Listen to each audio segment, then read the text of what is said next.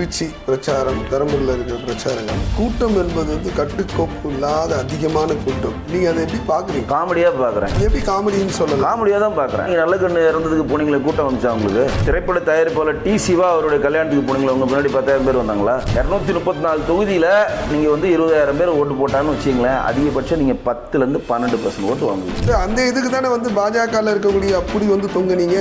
யாருமே தொங்கலைங்க. நல்லா இங்கே எல்லாமே தப்பான பரப்புறீங்க. பாஜக வந்து விஜய் கூப்பிட்டு மிரட்டல.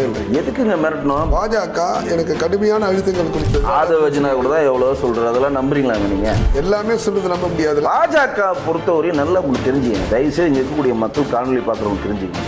21 ஸ்டேட் ஆளுகிற ஒரு கட்சி. தம்மாத்துண்டு ஊர் தமிழ்நாடு. இந்த தம்மாத்துண்டு ஊர்ல சொல்ற முழுசா சொல்லுங்க. மாசத்துக்கு ஒரு முறை வந்து மோடி வந்துட்டு அது வந்து தேர்தல் பரப்புறீங்க. டெய்லி அங்க வராரு. 21 மாநில ஆளக்கூடிய கட்சி தான். ஏன் 27 பேர் வேட்பாளர் இன்னும் அனௌன்ஸ் பண்ணாம வந்து அது ஏங்க உங்களுக்கு என்னங்க கவலை? பாருங்க, உங்க வேட்பாளர் பாரு அண்ணாமலைக்கும் எங்க கட்சியில சீனிவாசுமே வந்து பண்ணி போடுறாங்க. எங்க கட்சியில எங்க வேட்பாளர் நீங்க அனௌன்ஸ் பண்ணுங்க. எங்க கட்சியில விருப்ப மனு இருக்கா? விருப்பம் மனு இருக்கா? விருப்பம் தானே மனு இருக்கு. நீங்களே தானே டிக் பண்ணுவீங்க. கோஷ்டி பூசல் இருக்கா இல்லையா? கோஷ்டி பூசல் எல்லா கட்சியும் திமுக இல்லையா? பிஜேபியில் இருக்குல்ல? திமுக இல்லையா? பிஜேபியில் இருக்கு. அதிமுக இல்லையா? மக்கள் நீதி மையத்தில் மட்டும் தான் இல்லை. ஏன்னா மக்கள் நீதி மையத்தில் உறுப்பினரே இல்லை. விஜய் வந்து தமிழ்நாடு ஃபுல்லா சுற்றுப்பயணம் போக மாட்டார். வெயில் அவருக்கு ஒத்துக்காது. இன்னையோட வேட்புமனு தாக்கத்தோட செட்டில் ஆயிடுவார். ஒரு தொகுதி கூட அவர் ஜெயிக்க மாட்டார். பிஜேபி காரங்களே இதான் ஒரு கட்டப்படும். சொல்லுங்க. ஒன்னு சாதி சாயம் பூசுங்க, மத ரீதியா சாயம் பூசுங்க.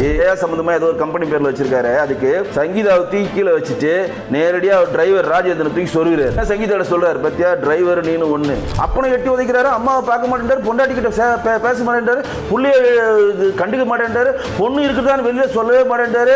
மாமங்காரன் வந்து உள்ளே சேர்க்கான்றாரு. பனையூர் கேட்டு திறக்கவே மாட்டேன். டிரைவருக்கு கொடுக்குறாருன்னு பார்த்தா பயபுள்ள எல்லாத்துக்கும் பினாமியா அங்க சொருகிட்டு இருக்கு. நம்ம முதலமைச்சர் எடுத்தீங்க, சொந்த வீடு கூட இல்லைங்க அவருக்கு. சொந்த வீடு இல்லை. அடுத்த வேலை சாப்பாட்டுக்கு கஷ்டப்படுறாரு. என்ன அப்புறம் மட்டும் அவரை மட்டும் சகா ரைஸா இருந்தா எதனா பார்த்து போடணும் அவரு. ஆனா உலக பணக்கார லிஸ்ட்ல நாங்க நம்பர் 1 இருப்போம்.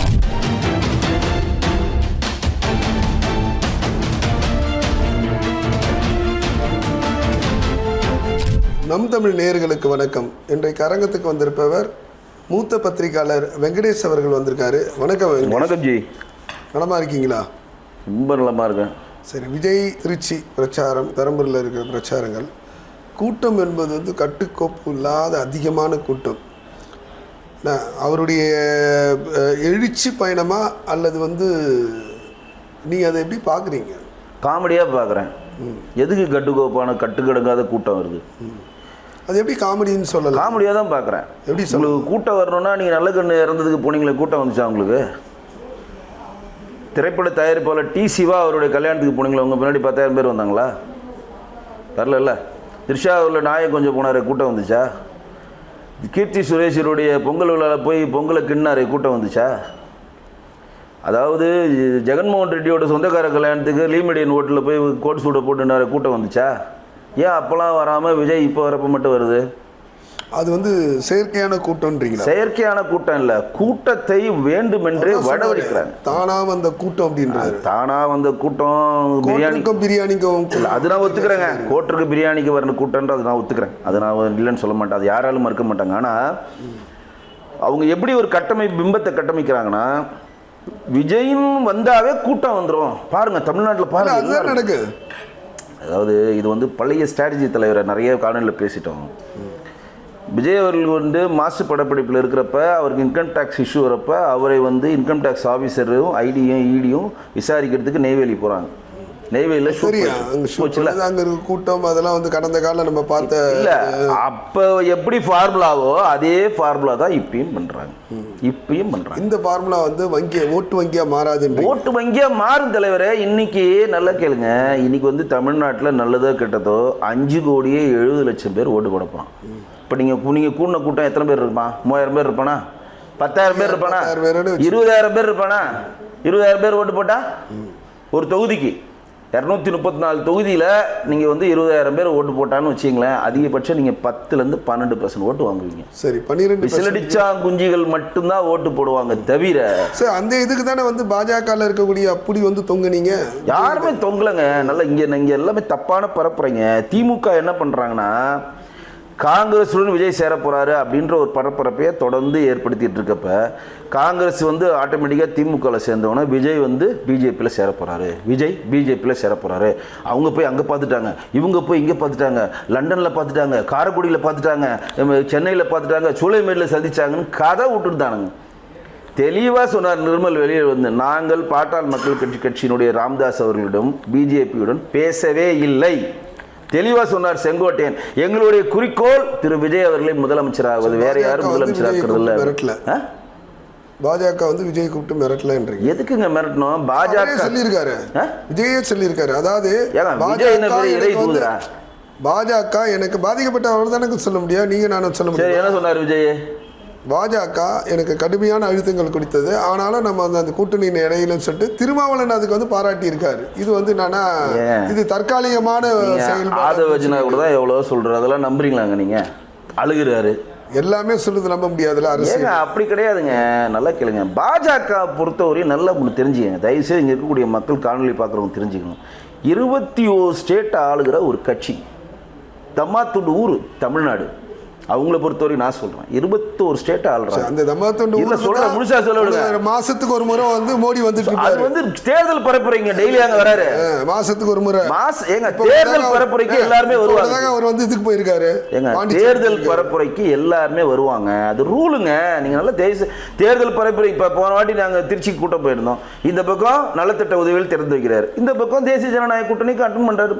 பிரதமருங்க அவரு, நீங்க இங்க இருக்கக்கூடிய வட்ட தலைவர் கிடையாதுங்க அவரு. தம்மாத்துண்டு ஊர் சொல்லி அதுக்கு சொன்னேன். தம்மாத்துண்டு ஊர்னா நீங்க தவறா புரிஞ்சுக்காதீங்க. நான் சொல்றது நீங்க பாஜக அழுத்தம் கொடுத்தது விஜயை பார்த்து பயப்படுதுன்னு சொல்றதுக்காக சொல்றேன். 21 மாநிலம் ஆள்ற ஒரு ஸ்டேட்டு, கிட்டத்தட்ட 15 கோடி உறுப்பினர்கள் கொண்ட ஒரு கட்சி, 600லேருந்து 700க்கு மேலே இருக்க எம்எல்ஏ எம்பிகள் கொண்ட ஒரு கட்சி, 1600க்கு மேலே இருக்கக்கூடிய எம்எல்ஏ கொண்ட கட்சி, இவ்வளவும் இருக்கிற ஒரு கட்சி தாவேக்காவை பார்த்து நீங்க பயப்படுது தொங்குதுன்னு சொன்னதுக்காக நான் இவ்வளவு விளக்கம் கொடுக்க வேண்டியது இருக்கு. தாவேக்கா ஒரு கட்சி, அது வந்து அன்டெஸ்டட் பேபி. உங்க பெரிய கட்சின்னு சொல்றீங்க, அன்டெஸ்டட் பேபிங்க. நீங்க பெரிய கட்சி தாங்க, இல்லைன்னு சொல்ல. 21 மாநிலத்தில் ஆளக்கூடிய கட்சி தான்.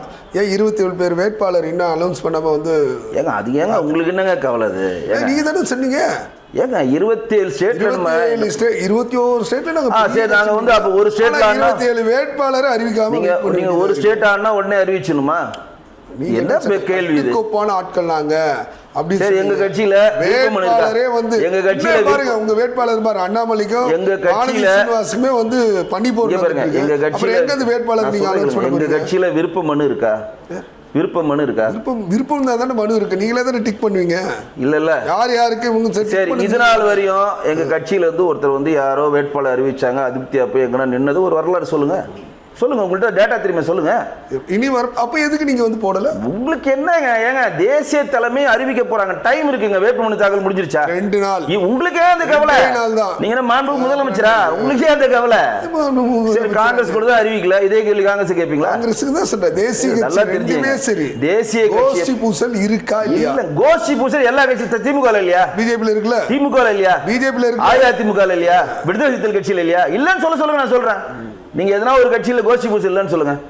மக்கள் நீதி மையத்தில் மட்டும்தான் இல்லை, ஏன்னா மக்கள் நீதி மையத்தில் உறுப்பினரே இல்லை, அதனால கோஷ்டி பூசல் இல்லை.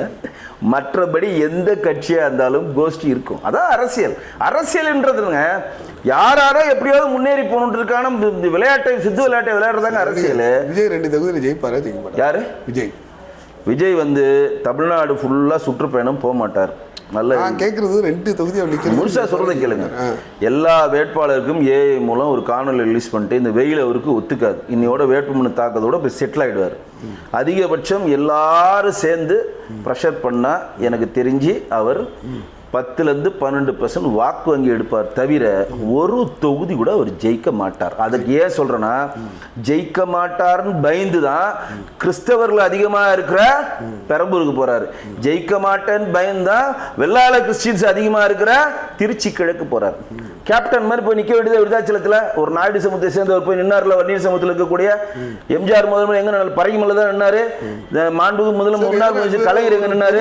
ஒரு ஆள் நின்னா அவங்க மேல வந்து நீங்க என்ன பண்ணீங்க? பிஜேபி காரங்களே இதான் ஒரு கட்டப்படும். சொல்லுங்க, ஒன்னு சாதி சாயம் பூசுங்க, இல்ல மத ரீதியா சாயம் பூசுங்க. சரி, ஏன் பெரம்பூர்ல என்ன எஸ்எஸ்சி பெரம்பூர் பிறந்தாரா? நான் கேட்கறதுக்கு பதில் சொல்லுங்க. நீங்க சரி பெரம்பூர் அவர் ஏன் நிக்கிறாரு நீங்க சொல்லுங்க. எனக்கு தெரியல. எனக்கு தெரியல நீங்க சொல்லுங்க. இந்தியால இருக்கக்கூடிய எந்த தலைவர் 2 தொகுதி? ஏங்க 2 தொகுதி நான் சொல்லுங்க. நீங்க 2 தொகுதியில எல்லாரும் நிக்கலாங்க. மோடி கூட நின்னுட்டாங்க. நான் அதுல வரலங்க. பெரம்பூரை நீங்க ஏன் நிக்கிறீங்க? கேள்விக்கு நீங்க பதில் சொல்லுங்க. திருச்சி கிழக்குல ஏன் நிக்கிறீங்க? இருக்கு, அவருடைய விருப்பம் இருக்கிறார். அவர் விருப்பம் இருக்கா நீங்க கடந்து போயிடலாம். திருச்சி கிழக்க யார் கொடுத்திருக்காங்க? திமுக. கிறிஸ்தவர்கள் அதிகமா இருக்கிற இனிகோ எதிராஜ், கிறிஸ்தவ கூட்டமைப்பினுடைய தலைவர் இனிகோ எதிராஜ் தான் கொடுத்திருக்காங்க. போன வாடி அவர் தான் வென்றெடுத்தார். அங்க இருந்தால் பெரும்பான்மை கிறிஸ்தவ மக்கள். நீங்க எது தெரியுமா? நாங்க மதச்சார்பற்ற கட்சி, நாங்க கொள்கை உடையவர்கள், ஜாதி மத பேதம் இல்லாதவர்கள். இந்த பாருங்க நாங்க பெரியார் வச்சிருக்கோம், இந்த பாரு அம்பேத்கர் வச்சிருக்கோம், இந்த பாரு அஞ்சலி அம்மையா வச்சிருக்கோம், இந்த பாரு வேலுநாச்சியார் வச்சிருக்கோம், தோபாரு காமராஜர் வச்சிருக்கோம். ஒவ்வொன்றா வச்சிங்களே, கடைசியில் நீங்க எந்த குட்டையில போய் விழுகிறீங்க? திராவிட குப்பையில தான். திராவிட குப்பை கிடையாதுங்க, ஜாதி மதத்தில் தாங்க விழுகிறீங்க. எல்லாமே அதானே. ஏங்க நீங்க மட்டும் ஜாதி இல்லையா? ஏங்க நான் சொல்றது நீங்க புரிஞ்சுக்க. இல்ல நான் கேக்குறேன், ஜாதி பார்க்காத வேட்பாளர். இன்னைக்கு எல்லா வேட்பாளர்களும் அடர்த்தியா ஜாதியை வச்சாங்க செலக்ட் பண்றாங்க. ஆனா யார் இப்படி சொன்னது இல்லைங்க. நான் பெரிய வருமானத்தை விட்டு வரேன், நீங்கள் உன்னை யார் வர சொன்னது? குடும்பத்தையே விட்டு வர. ஏன்டா குடும்பத்தை விட்டு வர? நாங்கள் என்ன சொன்னோம்? உன் பொண்டாட்டி பிள்ளை விட்டு வர நம்ம சொன்னோமா? சங்கீதாவோட வாழாத, சோபா சந்திரசேகர்கிட்ட போய் இப்போ பார்க்காத, இப்போ பொண்ணு பிள்ளையும் பார்க்காத யாருன்னா சொல்லுவாங்களா? தமிழ்நாட்டில் அரசாங்க அவர் கடன் கொடுத்துருக்காரு. கடன் கொடுப்பாரு. அவர் பெத்த பிள்ளைக்கும் அப்பா அம்மாவுக்கும் மனைவிக்கும் கடன் கொடுத்தாரு. இதை விட பிரமாதம் ஒன்று இருக்கு, கேளுங்க. என்ன தெரியுமா? 2021 ஜெயா ஒரு கம்பெனி வச்சிருக்காரு. ஜெயா பப்ளிக், ஜெயா சம்பந்தமா ஏதோ ஒரு கம்பெனி பேர்ல வச்சிருக்காரு. அதுக்கு 2021 தான் சங்கீதாவுக்கு அவருக்கும் பிணைப்பு ஏற்பட்டவன. அதில் ஒன் ஆஃப் த டைரக்டரா சங்கீதா இருந்தாங்க. சங்கீதாவை தூக்கி கீழே வச்சுட்டு நேரடியாக அவர் டிரைவர் ராஜேந்திரன் தூக்கி சொருகிறார். அப்போ என்ன சங்கீதோட சொல்றாரு? பத்தியா, டிரைவர் நீனு ஒன்று கிளம்பு அப்படின்ட்டார். இன்னைக்கு ராஜேந்திரன் பையன் சபரிதா எங்க விரும்பாக்க தொகுதியோட வேட்பாளர். நான் கூட நினைச்சிட்டேன், ஏன்னா நான் விஜயோட பழகிருக்கேன். என்னடா அது தலைவர் டிரைவர் பையனுக்கு சீட்டு கொடுக்குறாரு, என்னால முடியலையே. அப்பனை எட்டி உதைக்கிறாரு, அம்மாவை பார்க்க மாட்டேன்றாரு, பொண்டாட்டி கிட்ட பேச மாட்டேன்றாரு, புள்ளைய கண்டுக்க மாட்டேன்றாரு, பொண்ணு இருக்குதான்னு வெளியே சொல்லவே மாட்டேன்றாரு, மாமங்காரன் வந்து உள்ளே சேர்க்கான்றாரு, பனையூர் கேட்டு திறக்கவே மாட்டேன். டிரைவருக்கு கொடுக்குறாருன்னு பார்த்தா பயபுள்ள எல்லாத்துக்கும் பினாமியா அங்க சொருகிட்டு இருக்கு ராஜேந்திரன். எல்லா கட்சியில தானே இருக்கு.